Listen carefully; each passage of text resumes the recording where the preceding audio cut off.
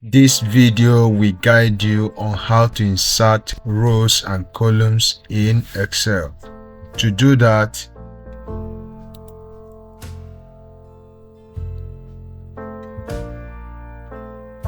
we spent years in training,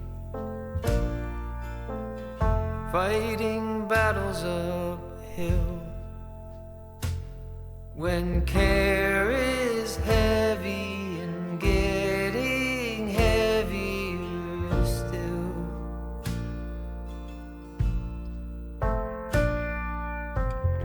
if you need or want me, I'm